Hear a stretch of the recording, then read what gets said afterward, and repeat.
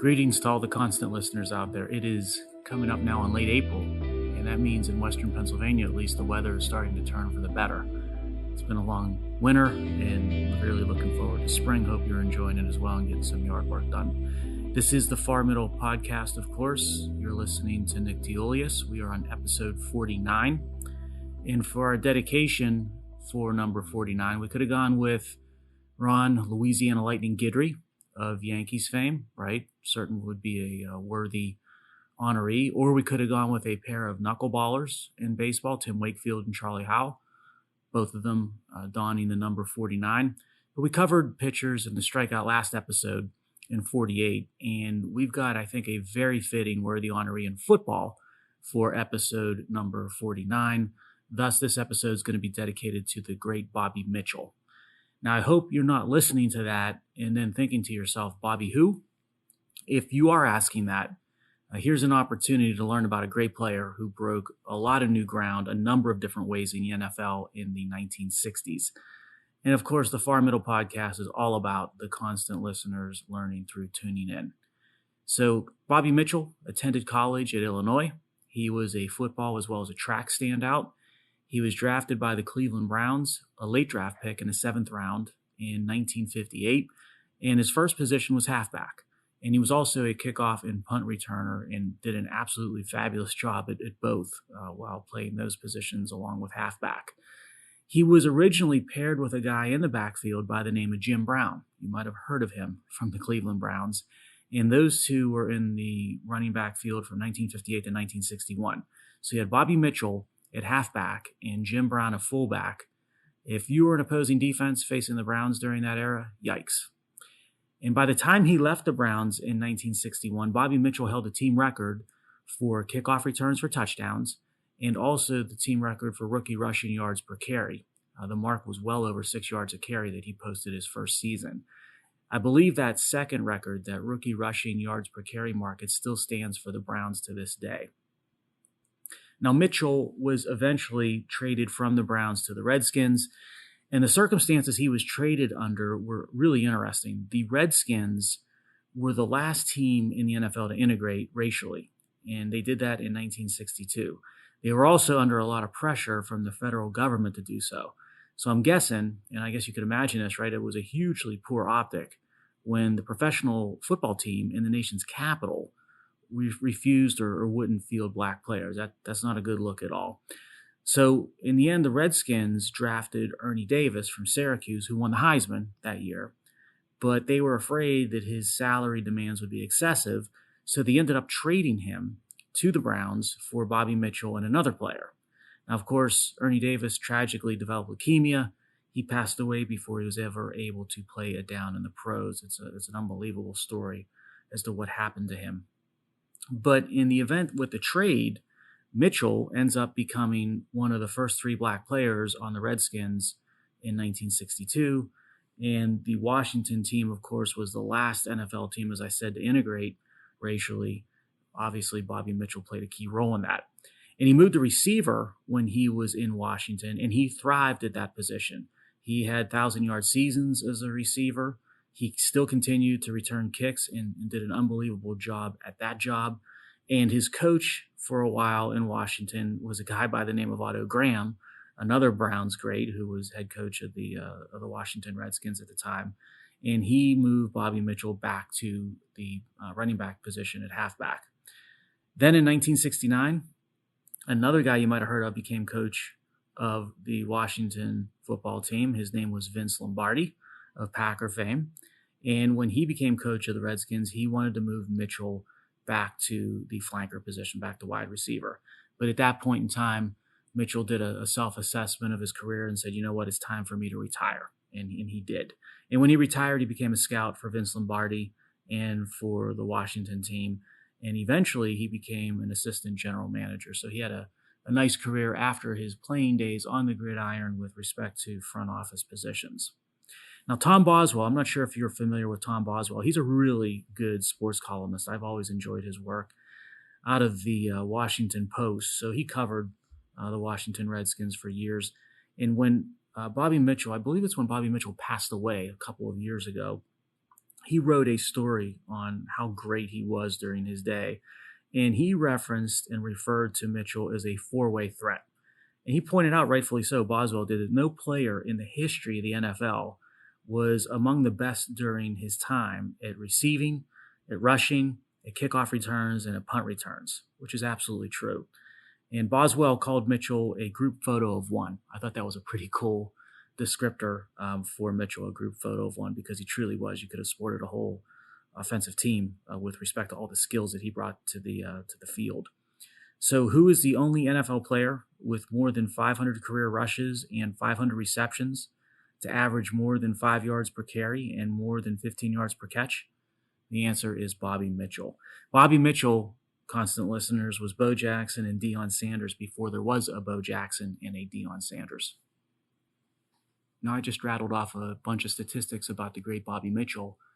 Statistics are sort of a guilty pleasure of mine, but so is surveys. And not just the results of surveys, but I also enjoy trying to drill down and understand how the survey was constructed, how it was designed, how it was performed by the entity that was providing it. I think you can learn a lot when you start to look at the devil in the details of surveys. Now, CNBC, whose parent, of course, is NBC, which isn't the most objective news organization out there, but CNBC did a recent survey. And there were two takeaways. One was President Biden's approval rating. That was coming out at an all-time low of 38%, which wasn't a shock. If anything, I guess I was surprised it was as high as 38%. I saw another poll recently that had it as low as 33%. But what got most of my interest was the second thing that this survey produced, which was a ranking of issues of top concern from the respondents. And the list was the first thing to me that was the most intriguing. Here was the order of concerns. Number one was cost of living. Number two was the war in Ukraine. Number three was border security. Number four, jobs unemployment. Number five was crime. Number six and number seven, the last two on the list, were climate change and coronavirus. They were very close to one another at the bottom. They're within a percentage point or two of each. Now, again, these are the order based on a specifically designed survey, which was designed with respondents picking two items from the list that NBC came up with, which I think impacts and skews the results, but I'll get to that in a second. So a couple of observations that I had when viewing and going down this list. First, something like climate change being down towards the bottom of the list at 18%, which again was slightly higher than pandemic at the very bottom. And I think what you see there is you see respondents, and this makes sense, it's logical, it's rational, basically applying very straightforward common sense, saying, I'm going to be much more concerned about issues, pain, harms that are occurring today, that are very tangible, that are very real, that I can feel, taste, and experience the pain from in the current moment, versus concerns or risks that might be out in the future, might be somewhat abstract, and might be very difficult, if not impossible, to accurately project or predict down the road, like future climate. Another observation that I had was looking at this list and thinking about how things are interconnected. And what I mean by that, when I see climate change, that to me, I always think through, is it climate that I'm worried about and climate change and the changing future weather patterns, et cetera? Or is it climate change policies which pose the greater risk? And of course, as you know, if you've listened to prior episodes of The Far Middle, I'm greatly concerned about certain aspects of climate change policies. When I think of climate change policies, to me, they are equivalent. They're de facto energy policies. And energy policy is fundamental to all kinds of different aspects when it comes to quality of life across societies and economies. We know that. And I start to think about which aspects of quality of life across economies and societies energy policy impacts. And guess what? They're the very items that were listed very high on that survey. You think about climate change policies and energy policies, if they're not well designed or if there's key components of them that are not well thought out, they absolutely, we know this today in 2022, they will stoke inflation and raise cost of living. They will absolutely lead to disruption in the free market when subjective winners and losers are selected across industries or regions, which will create job losses. They will impact geopolitics because they will raise or increase the price of things that entities like Russia produce And when it creates that scarcity and raises the prices of those scarce products or commodities, that creates balance of trade leverage for somebody like Vladimir Putin. It also creates geopolitical leverage via energy security or energy insecurity in the case of the EU that will embolden someone like Putin and create situations like the Ukraine. And of course, looking at something like crime, when you have job losses and cost of living is getting out of control and you have geopolitical risk, those things are not going to do positive things with respect to crime trends. We're also experiencing that today. So for me, it was interesting to see that list. I saw climate change and I'm wondering, is that climate change or climate change policies? Climate change policies are equivalent to energy policies. If you get those things wrong or you get certain components of the overall policies wrong in a bad way, that can lead to a lot of the symptoms and problems that we saw way up higher on that list from CNBC. Third observation goes back to that guilty pleasure I spoke about. How was this survey designed? As I said, the respondents were picking 2 items off that list. But what would have happened if they could have only picked their top concern, only 1 item? I wonder if climate change would have even shown up on the survey results. I'd love to see what would have been the outcome if the survey were conducted that way.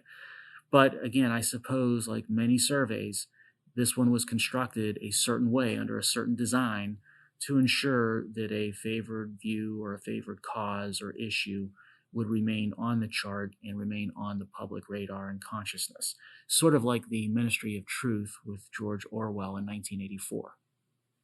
So using these surveys to connect to the next thought, why might President Biden's approval be so low at 33 or 38%, depending again on the poll that you look at? Well, we just discussed that wall of worry, those list of concerns, right?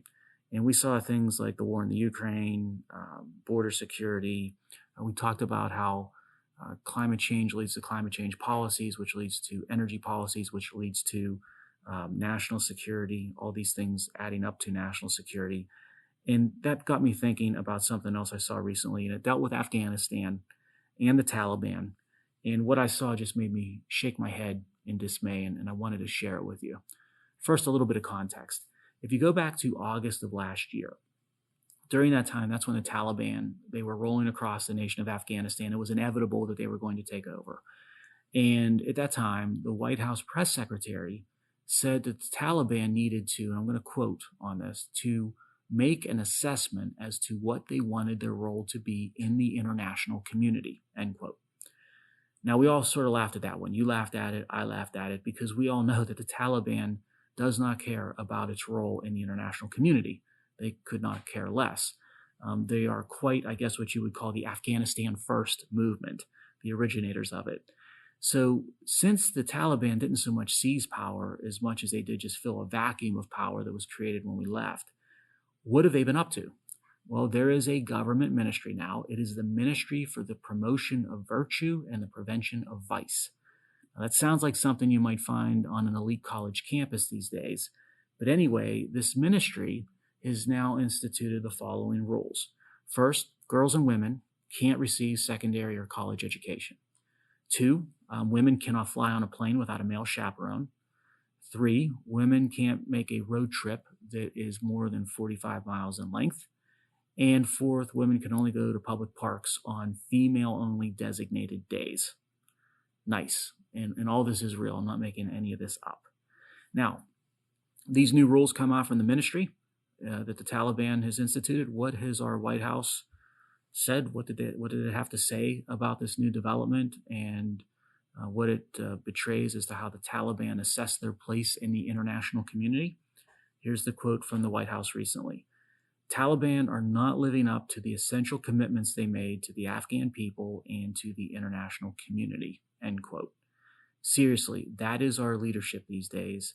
That's the same leadership, right, that probably along with entities like the United Nations or the World Bank, IMF, etc., that are probably thinking when it comes to Afghan women that climate change is a bigger risk to them today than what's going on with the Taliban and its ministry. We deserve better. Afghans deserve better, but this is what we got, ladies and gentlemen. These dismal approval ratings for President Biden, it looks like it's starting to annoy and get even to the first dog. The first dog's name, by the way, is Major. You see, the first dog, Major, he likes to attack and bite Secret Service agents, which I suppose becomes a bit of a problem since both of those, the Secret Service agents and Major, they have to cohabitate around the White House on a daily basis. So Major, he ends up biting agents on 8 consecutive days. Now, that's a bad dog. I'm not going to complain anymore about my dog's behavior. I guess it could be a lot worse. And all of this, the incidents of biting the agents and what's going on with Major, all of this is coming to light under the Freedom of Information Act. I'm reading up on this. I don't know if you saw this story or not. And guess what?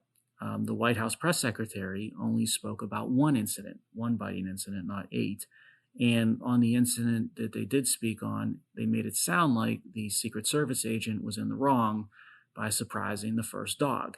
And they called the injury minor. It turns out when you look at these communications between the Secret Service agents under the Freedom of Information Act, that there were numerous incidents. There was a serious injury from the one bite, and the attacks were not provoked. They were unprovoked. So, this was sort of amusing when I first started to read it, reading about Major and what's going on with Major getting irate and biting Secret Service agents. But the more I read into this, the more concerned, the more troubled I became, because this shows an issue with respect to truthfulness and veracity, where the press secretary sort of fibs on things like the severity of a bite or the number of times the dog bit Secret Service agents or the root causes of what ensued with respect to the bites, and you don't get the full story. Supervisors in the Secret Service, it comes to light, are telling agents to tone down their language in their reports when they're sort of documenting what happened and trying to create a certain visual or a spin versus what actually occurred. Now, what's interesting about this is that if a company, let's say in the energy or manufacturing space, did this with something like a safety incident on the factory floor or out there in the operations of the energy company, the supervisor that was performing the fabrication and basically the falsification would likely be terminated. They would lose their job, and rightfully so. But this is the real world that I'm talking about when it comes to manufacturing and energy and safety with respect to the workplace, not the political world where fiction looms larger than the fact when it comes to things like the Secret Service and Major and the White House press secretary, which is, I guess, amusing, alarming, sad. All of them together is how I would maybe sum it up. Someone please maybe give Major a chill pill, or maybe just lie to him, tell him that his master's approval ratings are double what they actually are to calm him down.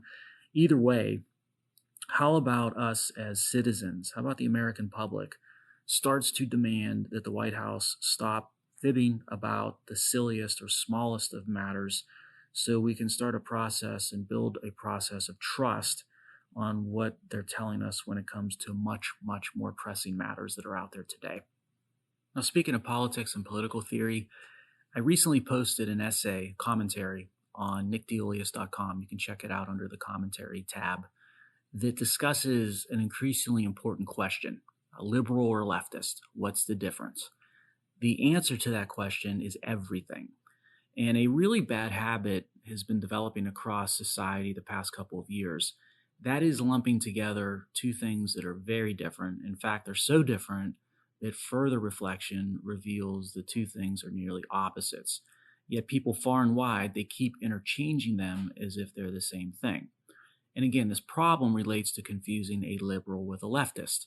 They are most definitely not synonymous. Our nation needs more of the former, more liberals, and to recognize the sinister danger that's growing with the latter, the danger of the leftist. So embrace the liberal and reject the leftist. Why? Why would I argue that you do that? Well, you can just do a compare and contrast. A liberal is a champion and defender of individual rights. And I think the best illustration of that is how a liberal will staunchly defend the right to free speech, freedom of expression, those types of things.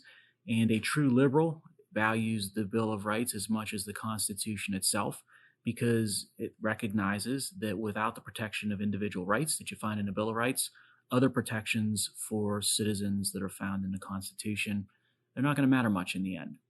Meanwhile, a leftist views individual rights as a threat. something to be suppressed to benefit the collective. And that's why leftists display an affinity to censor and shut down, shout down, strangle dissenting opinions and conflicting views across the public square, across the academic quad, across the media newsroom, all those things. And it's all being done, of course, under the official banner of protecting the public from things like hate speech or misinformation. Another compare and contrast, a legitimate liberal is a proponent of capitalism because they recognize the value creation and personal achievement. Those things benefit the individual as well as the market economy. And yeah, a lot of liberals favor more government regulation of economic activity than a conservative or a libertarian. That's certainly true. But nevertheless, the virtues of a free market economy are very obvious to the liberal. A leftist, on the other hand, abhors capitalism, hates it, and instead insists on a command economy where the state is going to dictate capital allocation and industry winners and industry losers. Leftists adhere to either socialism or communism, depending on the facts and circumstances of the situation. Another compare and contrast, a liberal supports the concept of the nation state, right? A liberal recognizes its citizens are members of distinct nations, unique cultures with unique attributes, formal borders, national sovereignty. Those things are to be respected. A leftist, anti-nationalist, people aren't citizens of a nation. Instead, people are members of a global community. Borders don't matter and, in fact, should be disregarded. Leftists don't differentiate by national identity. Instead, they tend to differentiate by class. So if you've been mistakenly mixing and matching your liberals and leftists, don't be too hard on yourself. You're not alone. I've been guilty of it myself in the past. Media talking heads, political pundits, and all these self-proclaimed reliable sources, they're doing the same. They're confusing these things on a regular basis. And it's time to get a little more organized and a little more discreet with how we're using terminology. Now, when I was composing this commentary in this essay, I came across another thought that I wanted to connect with you, which is how people tend to trust as the absolute truth or the gospel truth internet sources such as Wikipedia, which in fact are inherently biased. And the best example I can give you, this came out of a result of writing this essay up on liberals versus leftists. Because if you go to Wikipedia and you search list of American liberals, what you come up with is a list of politicians. And if you peruse that list, you're going to find that Bernie Sanders, along with Kamala Harris and Elizabeth Warren and Mayor Pete, who's our transportation secretary, they appear on that list. Bernie Sanders, ladies and gentlemen, is a dyed-in-the-wool leftist, so much that he spent his honeymoon in the USSR back in the day. Labeling Bernie Sanders as a liberal, that's an insult to liberals, and it gives more credit to Sanders than he deserves. That serves as yet another illustrative warning to those who assume if you read it on a place like Wikipedia, it must be accurate and balanced, not necessarily true. Now, I wrote this commentary because this difference between liberals and leftists in the confusion with discerning liberals from leftists, it's wreaking havoc on a lot of things, including the workings of the Democratic Party. And that's creating party-wide dysfunction. So what is in fact an internal party civil war between the liberal core and the leftist extreme wing of the Democratic Party has been inappropriately mislabeled. Whether it's been inappropriately mislabeled by negligence or by intention, I don't know. But mislabeled as a battle between moderates and liberals. That is not what's going on with the Democratic Party. Because a moderate is someone falling between classic conservative and liberal philosophies, not somebody sitting on an imaginary spectrum between a liberal and a leftist. Senator Manchin, President Clinton, those are liberals and certainly not leftists. Where they sit on the moderate liberal spectrum, yeah, that's an interesting question. It's going, I'm sure, to be subject to endless debate, but that is a different matter altogether. Congresswoman Ocasio-Cortez, she's a leftist and certainly not a liberal. Yet all one hears about when you read the paper or watch the news is how Manchin is the moderate emblem of the Democratic Party and Ocasio-Cortez is its liberal emblem. That's an apples and oranges mixing of terms that really muddles the overall real situation. So please, if you get a chance, give the commentary, the essay a read if you have some time on nickdelius.com. I think you'll enjoy it. Now, speaking of the left, let's move to another topic, the culmination of various policies pushed by leftists that are now sort of on the controls of government. So you see this with pandemic shutdown policies, Fed policies, talked about energy policies, work policies, and overall, just generally speaking, the regulatory state. They have created a situation that what is known now in the capital markets as TINA. And TINA, Tina, is not a someone as much as it is a something, as in there is no alternative. TINA, there is no alternative. Get it? And I am surprised that the equity markets have held up as well as they have in 2022. And I know 2022 has been really volatile for stocks, and it hasn't been the greatest year when it comes to equity performance. But the indices actually, on all things considered basis, have done quite well when you look at the headwinds that are facing the markets. So why has that occurred? Like, why am I surprised that it's held up as well as it has? Well, it's because of what we call TINA. And consider where we are on other investment options besides stocks. And you'll see there is no alternative or TINA in action. So think of things like putting your cash in savings. Interest rates that the bank is going to pay you are way, way, way below inflation, meaning that you're going to end up on a real basis paying the bank to park money in an account, not the other way around. So you can't sit on cash. It eliminates that option. How about investing in fixed income and bonds? Well, they're both getting pummeled now with rising interest rates, with the Fed trying to catch up, coming late to the game with respect to controlling inflation. So fixed income and bonds, there's danger there, and investors are staying away, and the ones that are in there have been suffering losses. How about real estate? That's been a hot market that a lot of entities and individuals have invested in, from personal homes to commercial real estate. Well, what was once the speculative favorite play is now facing more and more headwinds. Rising interest rates are going to be needed to fight inflation, but when interest rates go up, that means mortgages are not going to be free anymore. There's not going to be free money to borrow, and low commercial office occupancies are still a resultant hangover effect of the shutdown policies with respect to pandemic, and it's affecting, as we said in prior episodes, things like work ethic. And then you also have home values and real estate values that are already sky high. So all those things add up to danger lights that are flashing red when it comes to real estate. What about crypto? Maybe you want to buy Bitcoin or something like that. Well, who knows what happens there, and who knows whether it's the next greatest thing ever or the biggest scam ever. So that's a very risky alternative. All this creates a herd mentality on equities where everyone is rushing into and barging into the same piece of the possible portfolio pie, which are stocks. And that helps the stock indices in the short term, which also sustains a bubble in valuations and creates a magnificent risk if and when the TINA trade reverses.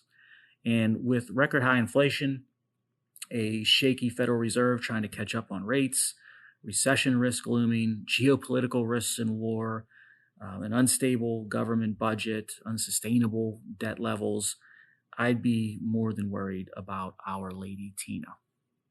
Well, let's talk about now our final dot to connect for this episode.